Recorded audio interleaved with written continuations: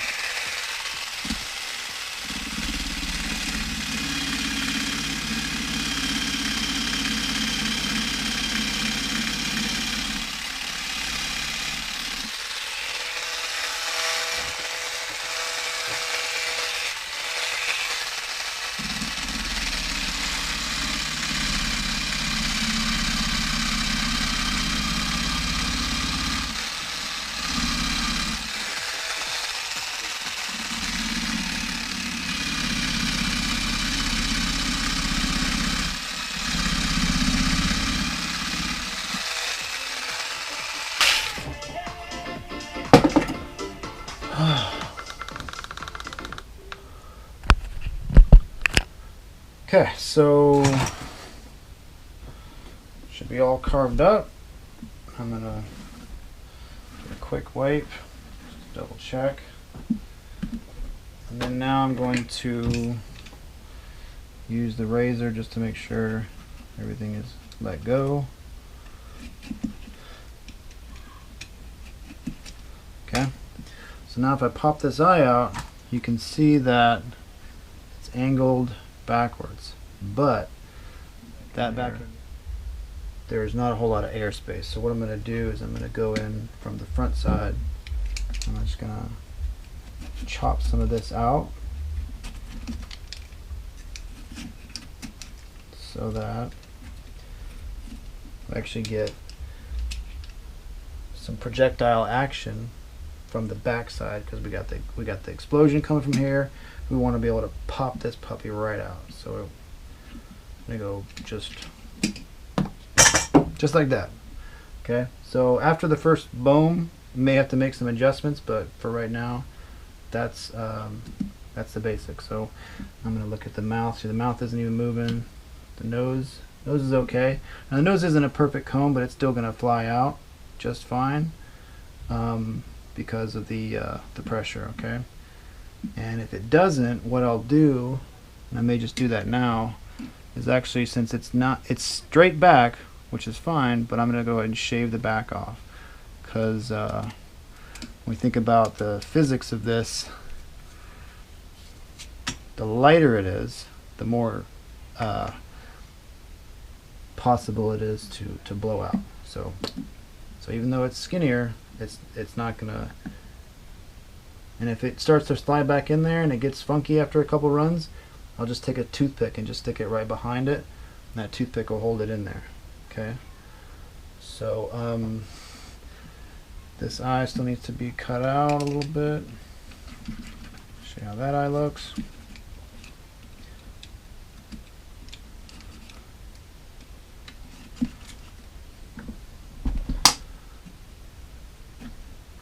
So same thing with this eye. It's got a nice triangle shape going back, but again, I need to cut that back section out. Okay. So I'm going to stick this guy in here. Do some slicing.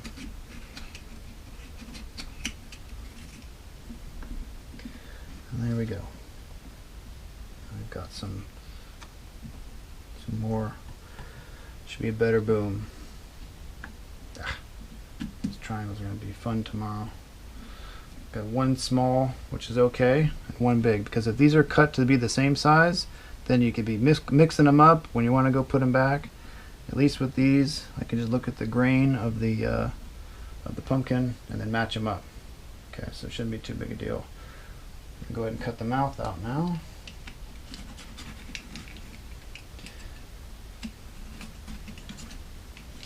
The reason I didn't use this to carve the whole thing, even though you can, it just takes a lot of careful moving, because if you bend this type of razor at all, it'll just snap, and then you've got razor in there you got to dig out.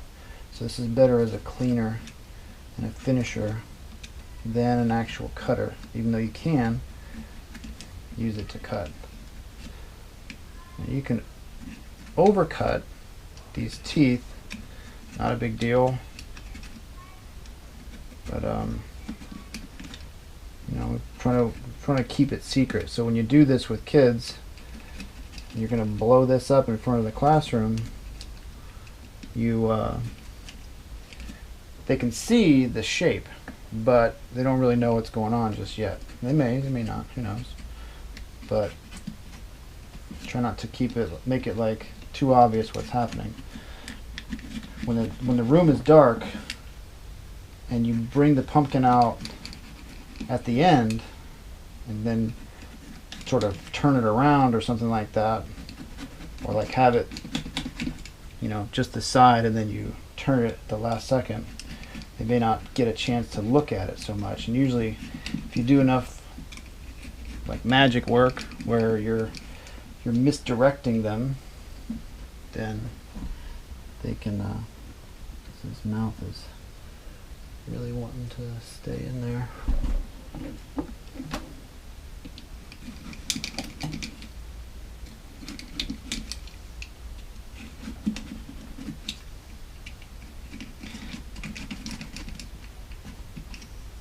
even.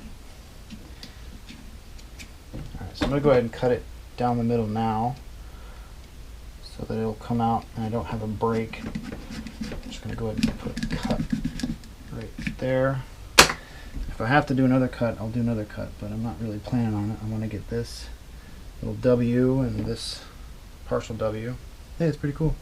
W for Westbury. Now while I'm just going to finish up this video part, I want to show you the other part that you need to have is a flat space for your reaction crucible, which can be this. Something can be a jar, can be a beaker, preferably a tough, thick glass. Beakers are fine, just I go a little bit thicker because it does get pretty hot. And if it did break or just shatter, I would rather have big pieces than little pieces inside the pumpkin. I'm not going to go outside at all. So that's what that looks like in there. And the last part is the ignition hole, which I may, since I'm right-handed, I may just go ahead and put it more towards the right side here.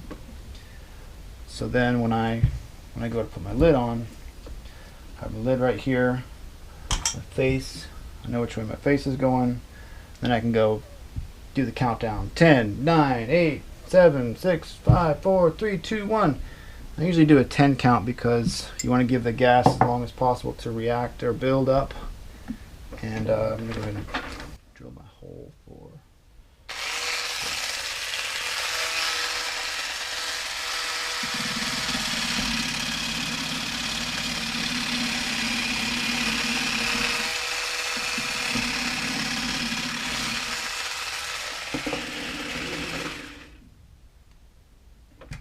Forgot the big guns.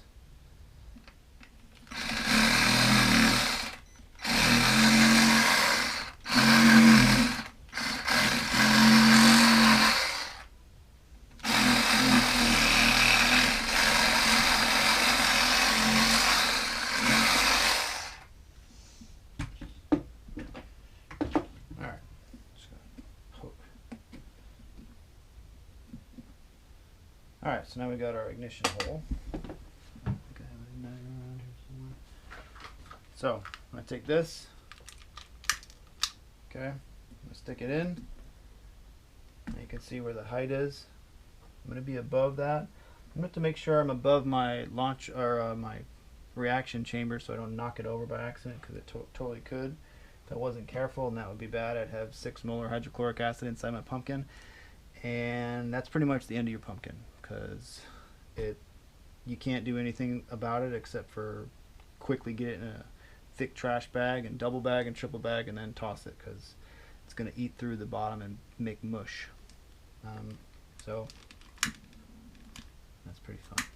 Boom. Okay, so that's pretty much it. Once I get this, I'm going to fiddle with the mouth so I don't break it. I don't want to do that on video, so that's how you make your exploding pumpkin for Halloween, blowing up in the classroom. Have fun.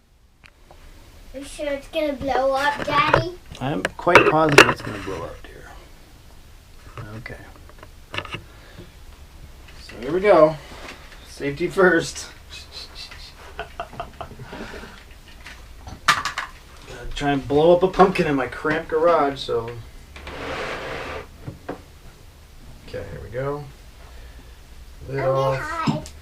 Crucible in.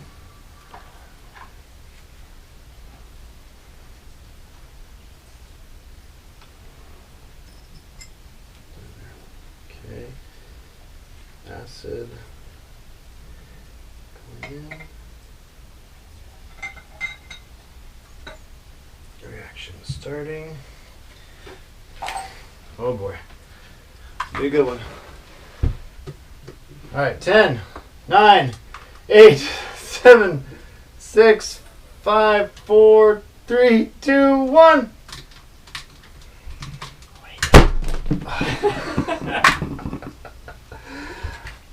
Happy Halloween!